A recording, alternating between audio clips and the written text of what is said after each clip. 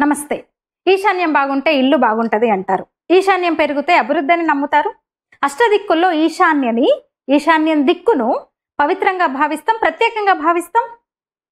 తులసి మొక్క లాంటి పవిత్రమైనవి మాత్రమే ఆ చోట ఉంచడానికి ఇష్టపడతాం. ఆ మూలకి కొన్ని వస్తువులు అసలు అక్కడ ఉంచం మనం.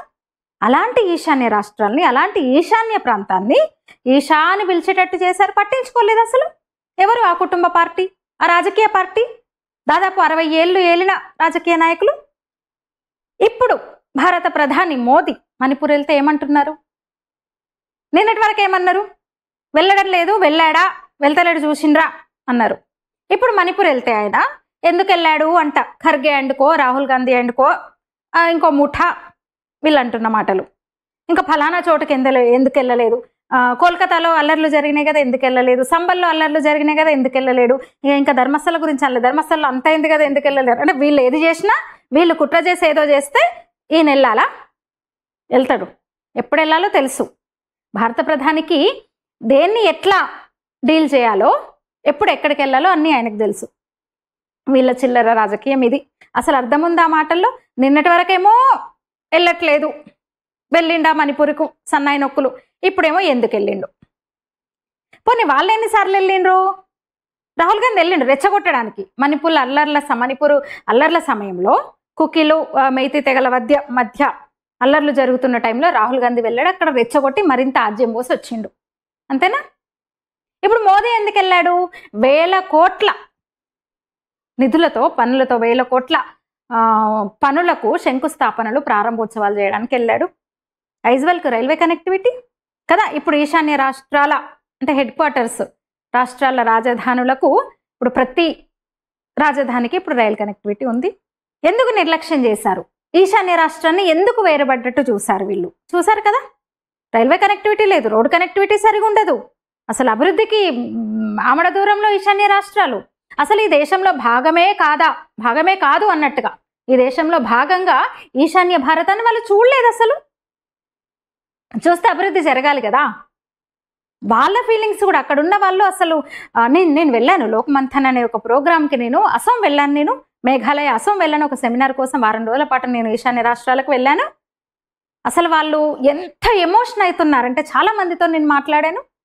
మోదీ వచ్చిన తర్వాత, ఎన్డీఏ గవర్నమెంట్ వచ్చిన తర్వాత అసలు వాళ్ళ చాలా ఎమోషన్ అయ్యారు. అసలు ఒకప్పుడు మమ్మల్ని చాలా తక్కువ చూశారు, మా కల్చర్ని తక్కువ చేసేవాళ్ళు, మమ్మల్ని అసలు ఈ దేశంలో భాగమే కాదన్నట్టుగా చూసేవాళ్ళు, చీమ కళ్ళలు చిన్న కళ్ళలు అన్నట్టుగా మమ్మల్ని తక్కువ చూసేవాళ్ళు, నాగాలాండ్ వాళ్ళు అన్నమాట. మా ఆహార అలవాట్లను తక్కువ చేసి చూసేవాళ్ళు. కానీ ఇప్పుడు మాకు చాలా గర్వంగా ఉంది, మమ్మల్ని గుర్తిస్తుంది కేంద్ర ప్రభుత్వం, మమ్మల్ని గుర్తిస్తుంది, అద్భుతమైన అభివృద్ధి జరుగుతోంది ఇక్కడ, మాకు చాలా సంతోషంగా ఉంది అని ఎక్కడ వాళ్ళు చెప్పిన మాట. అష్టలక్ష్ములు ఇప్పుడు, ఒకప్పుడు 7 సిస్టర్స్ అని పిలిచేవాళ్ళు, ఇప్పుడు అష్టలక్ష్ములు. అత్యంత సుందర ప్రాంతం. ఎటో పోతాము, స్విట్జర్లాండ్ పోతాము, ఫోటోలు తీసుకుంటారు, వీడియోలు పెడతారు. ఈశాన్య రాష్ట్రానికి వెళ్ళండి. ఇక ఇప్పుడు అన్ని రకాలుగా రోడ్ కనెక్టివిటీ అయిపోయింది, రైల్ కనెక్టివిటీ అయిపోయింది, విమానాశ్రయాలు ఉన్నాయి, అక్కడ వచ్చినాయి. అరుణాచల్ ప్రదేశ్ వెళ్తే భారతదేశంలో ఫస్ట్ సూర్యోదయం అరుణాచల్ ప్రదేశ్లో. ఆ హిమాలయ అందాలు, హిమాలయ సొగసు, హిమాలయాల సొగసు, సుందర సూర్యోదయ దృశ్యాలు అరుణాచల్ ప్రదేశ్ నుంచి చూడొచ్చు. అద్భుతమైన బయోడైవర్సిటీ, జీవ వైవిధ్యం మనకు అక్కడ కనిపిస్తుంది. నిన్న ఐజ్వాల్కి కూడా రైలు పడ్డది. 2014కు ముందు ఎందుకు పనికి రాకుండా ఉన్న ఈశాన్య ప్రాంతం ఇప్పుడు అద్భుతంగా ఉంది. అందుకే కామాఖ్య మాతను, మా కామాఖ్య శక్తిపీఠాల్లో ఒకటి, అష్టాదశ శక్తిపీఠాల్లో ఒకటి అస్సాంలో ఉంది. కామాఖ్య మాత కొలువైంది. కామాఖ్య మాతను సందర్శిద్దాము. ఈశాన్యం అభివృద్ధికి, ముఖ్యంగా అక్కడ టూరిజం డెవలప్ అయితే అద్భుతంగా ఉంటుంది. ఈశాన్యం అభివృద్ధి అయితే ఇంకా తిరుగుండదు. ఈశాన్యం పెరిగితే ఇల్లు మంచిగా ఉంటుంది. నేను వెళ్ళా అస్సలు భూతల స్వర్గం అది. Super locations, water falls. చిరపుంజిలో 2 రోజులు ఉన్నా నేను. సరే, ఈ 7, 8, అష్టలక్ష్ములు దేనికి ప్రసిద్ధి, ఇంకా ఏమేమి ఉన్నాయి అక్కడ చూడాల్సినవి కూడా ఇదే వీడియోలో నేను చెప్తాను, మనం మాట్లాడుకుందాము. అట్లా ఆ కుటుంబము వాళ్ళకి చేత కాలేదు. ఈశాన్య రాష్ట్రాలను పూర్తిగా నిర్లక్ష్యం చేసి కుటుంబ పార్టీ ఇప్పుడు మాకేదో, మేమే ఎంత చేసినా మాకేదో ప్రేమ ఉంది, ఇప్పుడు వాళ్ళు ఏమీ చేయట్లేదు. ఇప్పుడున్న పాలకుడు, ముఖ్యంగా మోదీ మీద ఏడుపులు అనమాట. నిన్నటిదాకా ఎందుకు పోలేదు, నిన్నటిదాకా ఎందుకు పోలేదు, ఇప్పుడు ఎందుకు వెళ్ళినట్టు అంటే కనిపిస్తోంది మనకు 2 రోజులుగా. ఇంకా అక్కడే ఉన్నారు భారత ప్రధాని, అక్కడే ఉన్నారు. ఇంకా చాలా కార్యక్రమాలు 3 రాష్ట్రాల్లో ఎప్పుడైనా పర్యటిస్తున్నారు. అసోం కూడా, మిజోరం, మణిపూర్. రెచ్చగొట్టడానికి మీరు వెళ్ళారు, అభివృద్ధి పనుల ప్రారంభోత్సవాల కోసము భారత ప్రధాని వెళ్ళారు. అసలు మణిపూర్ గురించి మణిపూర్ అల్లర్ల సమయంలో ప్రధానమంత్రి ఎందుకు పోలేదు అని అన్నారు కదా. సరే, ఎందుకు పోలేదని మీరేమనుకుంటున్నారో చెప్పలేదు, కానీ పోవట్లేదు అంటే ఎందుకు? ఆ రాష్ట్రం మీద ప్రేమ లేదు, ఈశాన్య రాష్ట్రాలంటే పట్టించుకోలేదు అనడానికి లేదు కదా. మోదీ వచ్చిన తర్వాతనే కదా ఆ రాష్ట్రాల మీద అభివృద్ధి మీద దృష్టి పెట్టింది. మరి ఎందుకు పోలేదని మీరు అనుకుంటున్నారు, అది చెప్పరు మళ్ళా. కానీ ఇప్పుడు నేను నిజం చెప్తా, జరిగిందేందో నేను చెప్తా. ఇప్పుడు ఆయన నమ్మిన సిద్ధాంతమే మణిపూర్లో పరిస్థితి సద్దుమణగడానికి కారణం. ఆర్ఎస్ఎస్ డైరెక్ట్గా రంగంలోకి దిగింది, రాష్ట్రీయ స్వయం సేవక సంఘ్ డైరెక్ట్గా రంగంలోకి దిగింది. మణిపూర్లో వనవాసి ఆర్ఎస్ఎస్ కలిసి అక్కడున్న కుకీ, మైతి వీళ్ళ పెద్దలతో, తెగల పెద్దలతో మాట్లాడారు. ఆ గొడవలు సద్దుమణిగేలా చూశారు. ఆయన ఎందుకు వెళ్ళలేదు అంటే ఆయన సిద్ధంగా ఉన్నారు, ఆయన ఎప్పుడో వెళ్దామనుకున్నారు, అల్లర్ల సమయంలోనే వెళ్ళాలనుకున్నారు. కానీ కుకీల పెద్దలు, అక్కడ తెగలు, ఆ కుల సంఘాల వాళ్ళు ఇప్పుడు ఆయన ఎందుకు, మోదీ రావడం ఎందుకు, ప్రశాంతంగా కానీ ఇక్కడ పరిస్థితి పూర్తిగా సద్దుమనగని ప్రశాంత వాతావరణం నెలకొన్న తర్వాత మేమే పిలుస్తాము, మాకేమి ఇస్తాడో మేము అడుగుతాము, మా డిమాండ్లు ఇవి, మా రాష్ట్ర డెవలప్మెంట్ను మీరు పట్టించుకోండి, ఇవి కావాలి మాకని వాళ్ళు డిమాండ్ పెట్టారు. ఆ డిమాండ్లు ఒక్కొక్కటిగా అంటే నేను పరిష్కరిస్తా అన్నట్టు అప్పటి నుంచి పనులు మొదలైపోయినాయి. అక్కడ ఆయన తాజాగా వెళ్ళారు, అక్కడికి అన్ని రెడీ చేసుకొని వెళ్ళారు. వాళ్ళ సమస్యలు ఏంటి, వాళ్ళు ఏం కోరుకుంటున్నారో వాళ్ళకి ఇచ్చేందుకు కొన్ని ఇచ్చి, కొన్ని ఇస్తూ, కొన్ని ఇంకా ఇవ్వబోతున్నాడు ప్రధాని మోదీ. కేంద్ర ప్రభుత్వం ఏటా 1,00,000 కోట్లు 11 ఏళ్లుగా కూడా ప్రతి సంవత్సరం కూడా ఈశాన్య రాష్ట్రాలకు, ఈశాన్య భారతానికి, ఈ అష్టలక్ష్ములకు డెవలప్మెంట్ ఫండ్ కింద 1,00,000 కోట్లు రిలీజ్ చేస్తోంది కేంద్ర ప్రభుత్వం, సెంట్రల్ గవర్నమెంట్. అంటే ఈ 42% ఏదైతే ఉందో స్టేట్ డెవలప్మెంట్ కింద ఇచ్చేది ఉంటుంది కదా, వాళ్ళకి ఇచ్చేది స్టేట్ బడ్జెట్, అది కాక అదనంగా 1,00,000 కోట్ల రూపాయలను ఈశాన్య రాష్ట్రాలకు ఇస్తోంది కేంద్ర ప్రభుత్వం. అసలు ఎన్ని ఇష్యూస్ అయినాయి తెలుసా. అసలు మిజోరాం లాంటి స్టేట్లో అంతకుముందు ఉంది సమస్య, ట్రైన్ కనెక్టివిటీ అంటే ఈ భూసేకరణ ఇలాంటివి అన్ని చాలా టెక్నికల్, అలాంటి వాటన్నిటిని సాల్వ్ చేసి ఇప్పుడు రైలు స్టార్ట్ అయింది ఐజ్వల్కి, మిజోరం క్యాపిటల్ సిటీ. అసలు ఏంటి అక్కడ ఎలాంటి సమస్యలు ఉన్నాయి అనేది కూడా నేను గతంలో ఒక వీడియో చేశాను. మణిపూర్కు 8వ సారి, 2022కు ముందు వరకు కూడా ఆయన 7 సార్లు వెళ్ళారు. పలు అభివృద్ధి కార్యక్రమాల కోసమే. ఏ ప్రధాని అన్నిసార్లు వెళ్ళలేదు, ఈశాన్య రాష్ట్రాలకు ఏ ప్రధానమంత్రి కూడా అన్నిసార్లు వెళ్ళలేదు, మణిపూర్కు కూడా అన్నిసార్లు వెళ్ళలేదు.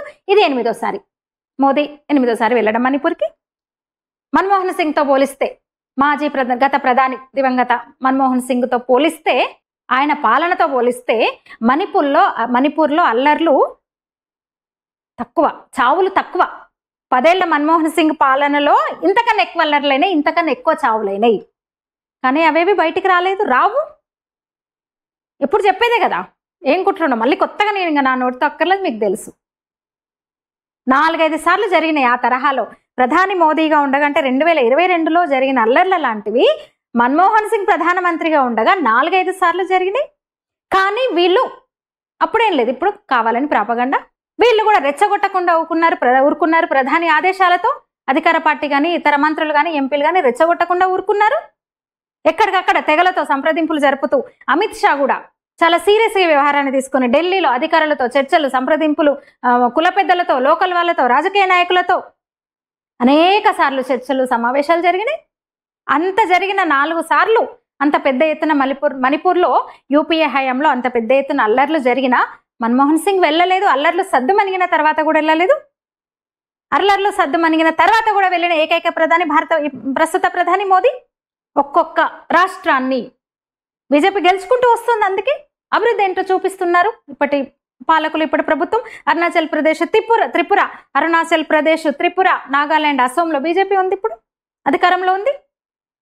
మణిపూర్లో లేదు, మేఘాలయలో కూడా అధికారంలో లేకపోయినా సరే అద్భుతమైన అభివృద్ధి. మన కిషన్ రెడ్డి గారు, ప్రస్తుతం బొగ్గు గనుల శాఖ మంత్రిగా ఉన్న కిషన్ రెడ్డి గారు ఇంతకుముందు ఈశాన్య రాష్ట్రాల అభివృద్ధి మినిస్టర్ ఆయనదే బాధ్యత. ఎంత అభివృద్ధి అసలు ఆయన హయాంలో, ఆయన మంత్రిగా ఉండగా.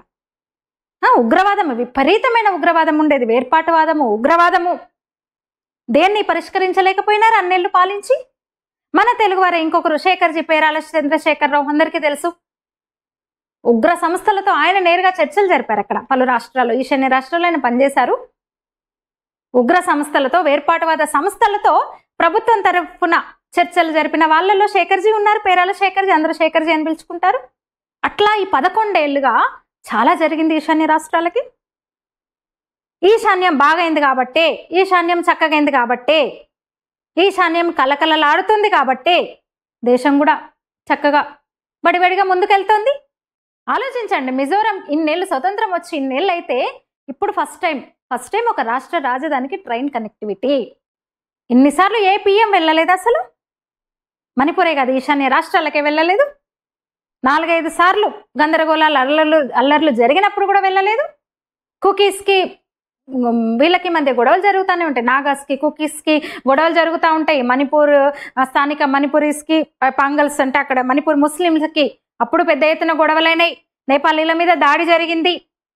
అయినా సరే ఆ అల్లర్లను తగ్గించే దిశగా అప్పుడు ఎవరు వెళ్ళలేదు. మరి ఆ తర్వాత కూడా వెళ్ళలేదు. అదొకటే కాదు, ఆ టైంలో దేశంలో అసలు అల్లర్లే జరగలేదా? అంతకుముందు సిక్కుల ఊచకోతను సమర్థించాడు రాజీవ్ గాంధీ. తన తల్లి చనిపోతే సిక్కు అంగరక్షకుల చేతిలో ఇందిరాగాంధీ హతమైతే రాజీవ్ గాంధీ అన్న మాట ఏంది? ఒక మహావృక్షం నేల కూలింది, ప్రకంపనలు సహజం అన్నాడు సిక్కులను ఊచకోత కోసినప్పుడు.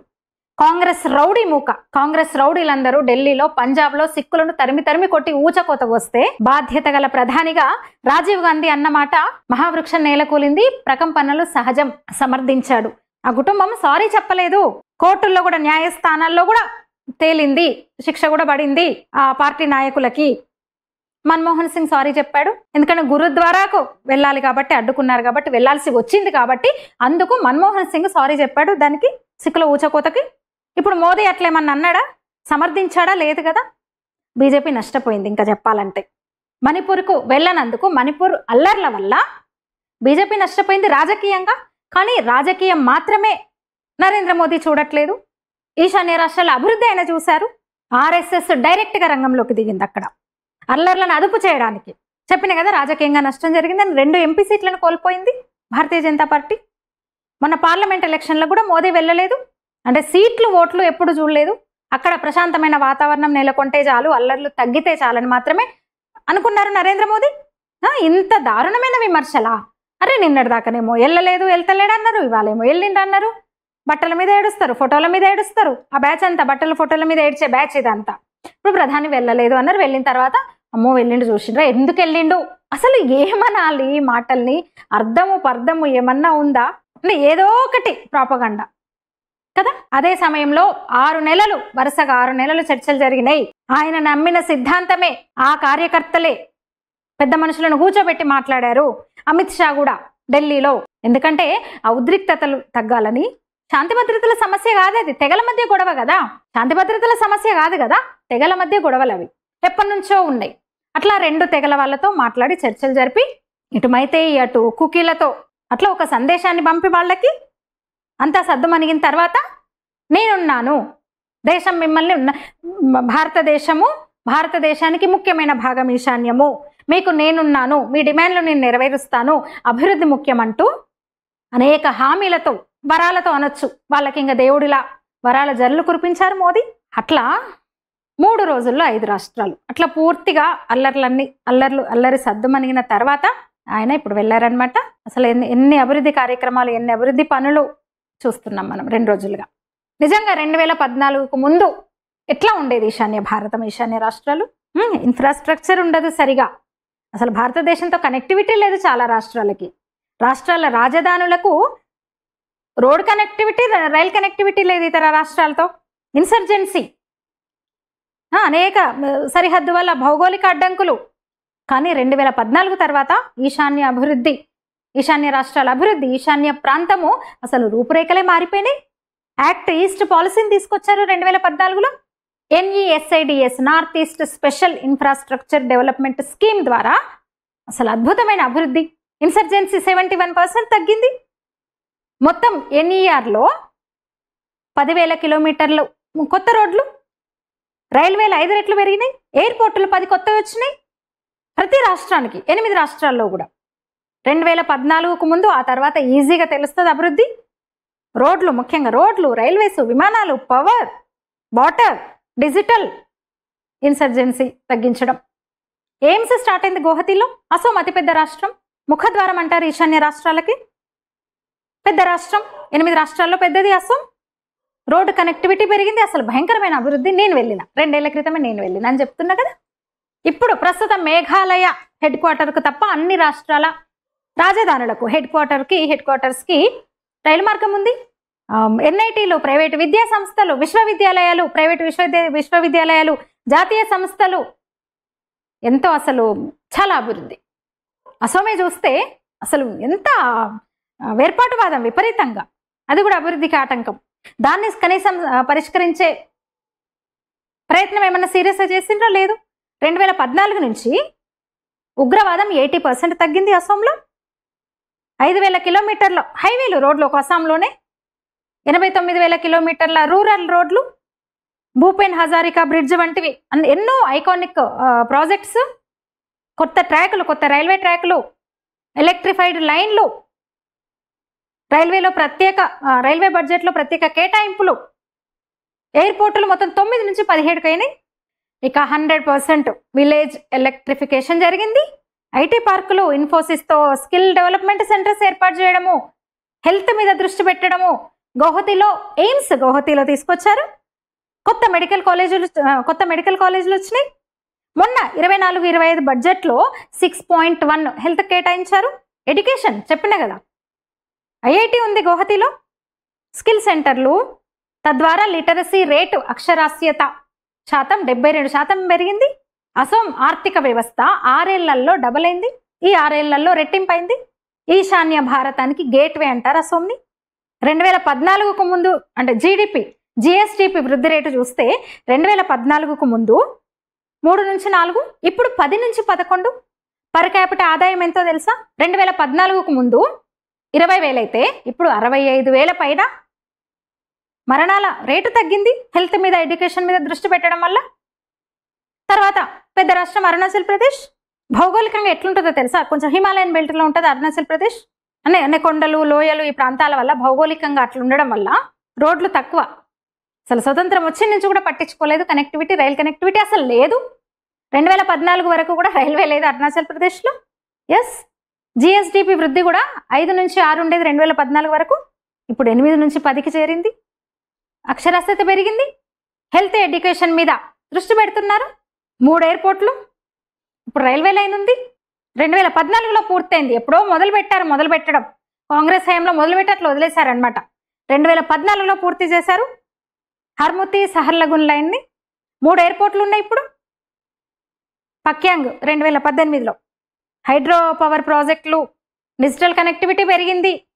సరే, ఇంకా అరుణాచల్ ప్రదేశ్కి కొంచెం చైనా నుంచి కొంచెం బార్డర్ ఇష్యూస్ అయితే ఉన్నాయి. ఇక మనం మణిపూర్ గురించి మాట్లాడుకుంటున్నాం. ఉంది, ఇన్సర్జెన్సీ ఉంది ఆ స్టేట్లో మాత్రం. అయినా సరే మిగతా ఇతర సదుపాయాల విషయంలో, రోడ్లు, రైల్వేస్ అసలు గణనీయమైన అభివృద్ధి. జిఎస్డిపి 1% ఉండే 2014 ముందు, 10+ వృద్ధి. ఎంత తేడానో చూడండి అసలు. ఇన్ఫ్రా రోడ్స్, దీని కింద 3,600 కోట్ల ప్రాజెక్టు. రైల్వే లైన్ జిరిబామ్ నుంచి ఇంఫాల్కి రైల్వే లైన్ 2025లోనే 17 ప్రాజెక్టుల కోసం 1,200 కోట్లు కేటాయించారు. ఎయిర్పోర్ట్ అప్గ్రేడ్ చేశారు. ఐటీ డెవలప్మెంట్ కోసం 500 కోట్లు కేటాయించింది కేంద్రం. ఇన్సర్జెన్సీ తగ్గింది, అప్పటంత లేదు, 80% తగ్గింది. అక్కడ కొంచెం ఈ మిలిటెన్సీ ఇష్యూ అయితే ఉంది. 8,500 కోట్ల ప్రాజెక్టులు ప్రకటించారు మోదీ తాజాగా 2025లోనే. ఇంకేం కావాలి, ఇంకేం చేయాలి? ఎందుకు వెళ్ళకూడదు మోదీ? మణిపూర్ ఎందుకు వెళ్ళకూడదు? మేఘాలయ అసలు అద్భుతమైన రాష్ట్రం. చెప్పిన కదా, నేను మేఘాలయ వెళ్ళిన, చిరపుంజికి వెళ్ళిన. నేను అత్యధిక వర్షపాతం ఉన్న, మొన్నటి వరకు అత్యధిక వర్షపాతం నమోదయ్యే ప్లేస్ చిరపుంజి. అక్కడ కూడా అసలు టూరిజం ఎంత డెవలప్ అవుతుందంటే, రోడ్ కనెక్టివిటీ తక్కువనే, కొంచెం మైనింగ్ ఎక్కువ మేఘాలయలో. జిఎస్టిపి 6 to 7 ఉండే, ఇప్పుడు 9%. కొత్త రోడ్లు వచ్చినాయి. ఇక మిజోరం మోదీ నిన్న ఐజ్వెల్లో రైల్వే కనెక్టివిటీ ఐజ్వెల్ కూడా మొదలైపోయింది. మోదీ ప్రారంభించారు కదా. లిటరసీలో భారతదేశంలోనే ఇప్పుడు నెంబర్ 1 అనమాట, 91%. ఇండియాలో టాప్ లిటరసీ రేట్ ఉంది. జిఎస్టిపి 2014కు ముందు 5 నుంచి 5.7 ఉంటే 11% ఇప్పుడు. రోడ్లు, రైల్వేలు అక్కడ కూడా బైరాబీ సైరాంగ్ 51 కిలోమీటర్ల రైల్వే లైన్ 8,070 కోట్లతో పూర్తి చేశారు. రోడ్లు ఐజ్వెల్ బైపాస్ 45 కిలోమీటర్స్ 500 కోట్లతో. LPG plant, Khelo India hall, ఇన్సర్జ్, ఇంకా చాలా. మిజోరంకి కూడా చాలా ఇచ్చారు, మోదీ ప్రకటించారు. 2014కు ముందైతే దారుణం, అసలు రైల్వే కానీ రోడ్లు కానీ చాలా పరిమితంగా ఉండేవి. మౌలిక సదుపాయాలు అసలు పట్టించుకోలేదు. 2014 తర్వాత అనేక ప్రాజెక్టులు. నాగాలాండ్ 2014 ముందు నాగా పరిస్థితి కూడా అంతే, చాలా వెనుకబడ్డ రాష్ట్రంగా నాగాలాండ్ ఉండేది. ఇన్సర్జెన్సీ ఎక్కువ, చాలా తక్కువ జిఎస్టిపి. ఇప్పుడు 8% ఉంది. ఇప్పుడు అక్షరాస్యత కూడా 80% ఇప్పుడు నాగాలాండ్ది. రోడ్లు, రైల్వేలు పెరిగినాయి. ఇంకా సిక్కిం మరొక ఈశాన్య రాష్ట్రం సిక్కిం. అంతకుముందు అసలు రైల్వే లేదు, ఎయిర్పోర్ట్స్ కూడా లేవు సిక్కింకు. 2014కు ముందు పరిమితమైన రోడ్లు. ఆర్గానిక్ ఫార్మింగ్ ఎక్కువ జరుగుతుంది అక్కడ. సేంద్రియ వ్యవసాయం జరుగుతున్న సేంద్రియ వ్యవసాయానికి ప్రసిద్ధి. 2016లో గుర్తించారు 100% ఆర్గానిక్ స్టేట్గా సిక్కింను గుర్తించారనమాట. అక్కడ రైల్వేని 2020 సెవోక్, రంగ్పో వీటి మధ్య రైల్వే లైన్. హైడ్రో పవర్ పెరిగింది. ఎయిర్పోర్టు, పక్యాంగ్ ఎయిర్పోర్ట్ మొదలైంది 2018లో 4,700 అడుగుల ఎత్తులో. ఇంకా అర్బన్ డెవలప్మెంట్ కింద కూడా ప్రభుత్వం ప్రత్యేక దృష్టి సారించి నిధులు విడుదల చేస్తూ వస్తుంది. త్రిపుర చివరగా మరొక ఈశాన్య రాష్ట్రం త్రిపుర. చాలా ఏళ్ల పాటు కమ్యూనిస్టు పాలనలో ఉండేది. ఇప్పుడు భారతీయ జనతా పార్టీ అధికారంలో ఉంది. 2014 తర్వాత అందులో బీజేపీ అధికారంలోకి వచ్చిన తర్వాత అక్కడ ఇక్కడ అద్భుతమైన అభివృద్ధి. అసలు రోడ్లు కానివ్వండి, ఈస్టర్న్ బైపాస్, అగర్తలా కపూర్తా మధ్య రైల్వే లైను. అక్కడ ఉగ్ర సంస్థలతో చర్చలు జరిపి వేర్పాటు వాదం పూర్తిగా దాదాపు అదుపులోకి వచ్చింది. ఇక చివరగా త్రిపుర 2014కు ముందు అసలు భయంకరంగా ఉండేది అక్కడ. అక్కడ కూడా బెంగాలీస్ ఇమిగ్రేషన్స్తో ఇబ్బంది పడుతున్న రాష్ట్రం త్రిపుర. జిఎస్డిపి పెరిగింది గణనీయంగా, ఇప్పుడు 9 to 10% ఉంది. రోడ్లు కూడా 2,800 కోట్లతో ఈస్టర్న్ బైపాస్ పూర్తయింది. అగర్తల అంటే త్రిపుర రాజధాని అగర్తల కపూర్తా మధ్య రైల్వే లైన్ అయిపోయింది 2025లోనే. అట్లా అన్ని విధాలుగా త్రిపుర మీద కూడా దృష్టి పెట్టి కేంద్ర ప్రభుత్వం ప్రత్యేకంగా దృష్టి పెట్టి త్రిపుర అభివృద్ధికి కూడా దోహదం చేస్తుంది. ఏంటి మరి అష్టలక్ష్ములు ఏంటి, 7 సిస్టర్స్ ఏంటి, ఏంది ఈశాన్యం కదా? ఇంకా తెలుసుకునేది చాలా ఉంది, అయిపోలేదు ఇంకా వీడియో. ఈశాన్యం బాగుంటే ఇల్లు బాగుంటుంది, ఈశాన్యం పెరిగితే అభివృద్ధి చెందుతుంది ఉంటుంది. అసలు ఏంటి ఈశాన్య రాష్ట్రాలు ఏంటి, ఎందుకు ప్రత్యేకం, మోదీ 3 రోజుల పాటు ఎందుకు వెళ్ళాడు వరుసగా, అన్ని కోట్ల ప్రాజెక్టులు పనులు ఎందుకు అక్కడ, ఎందుకు కాన్సన్ట్రేషన్ చేస్తున్నాడు ఇప్పుడు కేంద్ర ప్రభుత్వం, ఇంతకుముందు ఎందుకు పట్టించుకోలేదు అక్కడ, ఇవన్నీ చూద్దాం ఒకసారి. 7 సిస్టర్స్ నుంచి అష్టలక్ష్ములు ఎందుకైంది,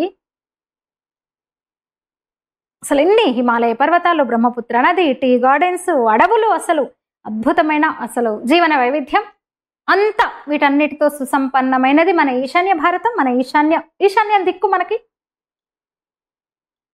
ఆ సహజ సంపదనే లక్ష్మీదేవి, మనం సంపదకు ప్రతిరూపం లక్ష్మి అనుకుంటాం కదా, అది అక్కడ కనిపిస్తుంది మనకు. ఆ లక్ష్మి మనకు కనిపిస్తుంది ఈశాన్యంలో. అసలైతే అసోం, అరుణాచల్ ప్రదేశ్, మణిపూర్ అంటే మొత్తం సిక్కిం చేరే వరకు కూడా 7 సిస్టర్స్ అనేవాళ్ళు ఈశాన్య రాష్ట్రాల్ని.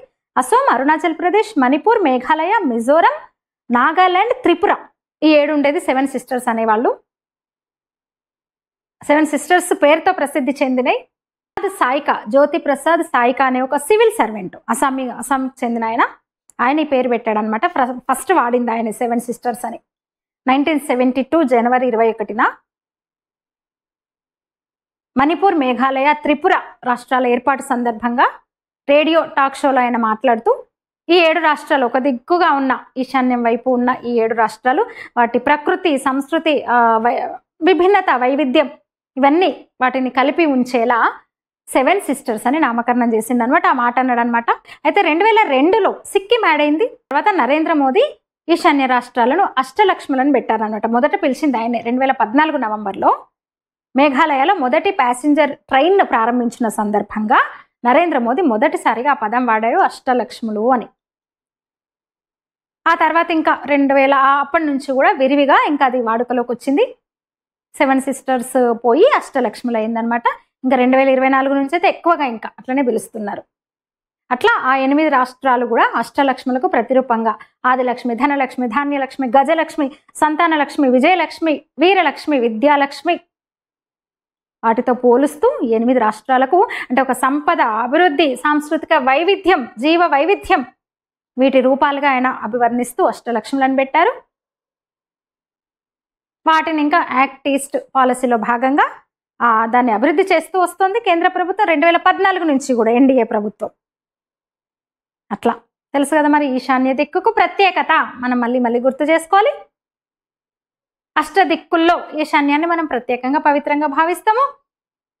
దీపం పెడతాం, అక్కడ తులసి మొక్కను పెడతాము, వేరే బరువులు ఏమి పెట్టము, ఇతర వస్తువులు కొన్ని అయితే అసలు అక్కడ పెట్టాము. చెప్పులు ఇడవడం లాంటి మహాపాపం అనుకుంటాం, చెప్పులు లాంటివి అక్కడ విడవడం కూడా కదా. అలాంటి ఈశాన్య రాష్ట్రాలని వాటికి అష్టలక్ష్మి అని పేరు తెచ్చి ప్రస్తుత ప్రధాని వాటి డెవలప్మెంట్ మీద దృష్టి పెట్టిండనమాట. 8వ మణిపూర్ వెళ్ళడమైన 50 సార్లు వెళ్ళాడు ఈశాన్య రాష్ట్రాలకి ప్రధాని హోదాలో ఈ 11 ఏళ్లలో. మరి ఏంటి ఈ వీటి పేర్లు 7 సిస్టర్స్ అష్టలక్ష్ములు ఎందుకైనాయి, ఎట్లా, ఇవన్నీ చెప్పుకున్నాం కదా. దేనికి ఏది ప్రసిద్ధి? అసోం సహా ఈశాన్య రాష్ట్రాల ముఖద్వారంగా పిలిచే అసోం పెద్ద రాష్ట్రము, అది మిగతా రాష్ట్రాలు దేనికి ప్రసిద్ధో కొంచెం మనం బ్రీఫ్గా చెప్తాను నేను. అసోం టీ మనం వింటాం. టీకి ప్రసిద్ధి, ప్రపంచంలోనే టీ ఉత్పత్తి చేస్తే ముఖ్యంగా టీ ఉత్పత్తి అయ్యేది ఇక్కడ అనమాట. బ్రహ్మపుత్ర నది ఉంటుంది అసోం మొత్తం విస్తరించి. ఇక కజిరంగా నేషనల్ పార్క్ చాలా ఫేమస్ అక్కడ. చెప్పిన కదా అత్యధికంగా టీ ఉత్పత్తి చేసే రాష్ట్రము అది. కజిరంగా నేషనల్ పార్క్ ఉంటుంది. అక్కడ ఖడ్గ మృగాలకు ప్రసిద్ధి, కొమ్ము ఖడ్గమృగం అంటారు. అలాగే అష్టాదశ శక్తిపీఠాల్లో ఒకటైన కామాఖ్య దేవాలయం అక్కడ ఉంది. కామాఖ్య మాత అక్కడ కొలువు తీరింది. మొత్తం 7 రాష్ట్రాల్లో అంటే అష్టలక్ష్ములకు సంబంధించి ఈశాన్య భారతంలో కొలువైన అమ్మవారు శక్తిపీఠం అక్కడే అనమాట. బిహు నృత్యం చాలా ఫేమస్ అక్కడ. వాళ్ళ ఒక సాంస్కృతిక వారసత్వంగా వస్తున్న బిహు నాట్యం చాలా అసలు మీరు చూడండి, గూగుల్ చేస్తే మీకే తెలుస్తుంది. అసలు బాగుంటుంది, ఎక్కడికో వెళ్ళిపోతారు. అరుణాచల్ ప్రదేశ్ హిమాలయ దృశ్యాలు అసలు అక్కడ వెళ్తే చూడడానికి, బౌద్ధ ఆశ్రమాలు, అద్భుతమైన అంటే సూర్యోదయం, మన సూర్యుడు భారతదేశంలో ఉదయించేది ఫస్ట్ అరుణాచల్ ప్రదేశ్ అనమాట. అరుణాచలం ప్రదేశ్ నుంచి వస్తుంది. ఇక తవాంగ్, ఇవన్నీ అసలు చూడాల్సిన ప్లేస్లు. సియాంగ్, దిబాంగ్ వంటి ఒక సహజ అందాలకు ప్రసిద్ధి అరుణాచల్ ప్రదేశ్. గిరిజనుల సమూహాలు ఎక్కడైనా సరే, ఇవి దాదాపు ఈశాన్య రాష్ట్రాలు ఎక్కువ శాతం గిరిజన తెగలు, ట్రైబ్స్ నివసిస్తున్న స్టేట్స్ ఇవన్నీ కూడా. తవాంగ్ జీరో వ్యాలీని అయితే యునెస్కో హెరిటేజ్ సైట్ గా గుర్తించింది. లోసార్ ఫెస్టివల్ అక్కడ ప్రత్యేకత అనమాట. ఇక మణిపూర్, అసలు పేరెంత బాగుంది మణిపూర్. అక్కడ కూడా ఒక ప్రసిద్ధ నృత్యం ఉంటుంది. లోక్తాక్ సరస్సు చాలా ఫేమస్. జాతీయ ఉద్యానవనం ఉంటుంది, సాంఘై జాతీయ ఉద్యానవనం ఉంటుంది. ప్రపంచంలోనే ఏకైక తేలియాడే సదస్సు పుంటీలు అక్కడ ఉంటాయన్నమాట. అలాగే సాంఘై జాతీయ ఉద్యానవనం అనుకున్నాం కదా, నేషనల్ పార్క్లో సాంఘై జింక అక్కడ ప్రత్యేకం. ఇంకా చాలా ఉన్నాయి చూడాల్సిన ప్లేసెస్. ఇక మేఘాలయ అసలు అద్భుతమైన జలపాతాలు, ప్రపంచంలోనే అత్యధిక వర్షపాతం మాసిన్రామ్ అక్కడే ఉంది. రెండోది కూడా చిరపుంజి కూడా అక్కడదే. మనం ఇలా పోతుంటే మేఘాలయలో ఉదయం కదా, ఏ టైం అయినా వెళ్ళిపోతే మన చుట్టూ మేఘాలు ఇట్లా కమ్మేస్తాయి అనమాట. మనతోనే సంచరిస్తాయి మేఘాలు. నేను వెళ్ళాను, అదే ఎంజాయ్ చేశాను, ఆస్వాదించాను. మేఘాలయ అందాలు, చిరపుంజి అందాలు నేను ఆస్వాదించాను. అద్భుతమైన జలపాతాలు అసలు. లివింగ్ రూట్ బ్రిడ్జెస్ ఉంటాయి అక్కడ ప్రసిద్ధి. అంటే చిరపుంజిలో మనం తిరుగుతుంటే దట్టమైన అటవీ ప్రాంతం అనమాట, పెద్ద పెద్ద వృక్షాలన్నీ, వాటి రూట్స్ అన్నీ కూడా కలిసిపోయి వంతెనలాగా ఏర్పడతాయి అనమాట. అక్కడ ఫేమస్ లివింగ్ రూట్ బ్రిడ్జెస్ అంటారు వాటిని, అట్లాగే అంటారు. పెద్ద పెద్ద వృక్షాల వేర్లన్నీ కలిసిపోయి అవి ఇంకా ఒక ఇదిలాగైపోతే వాటి మీదకి వెళ్ళి మనం నడుచుకుంటూ పోతాం అనమాట. చాలా ప్రసిద్ధి అది.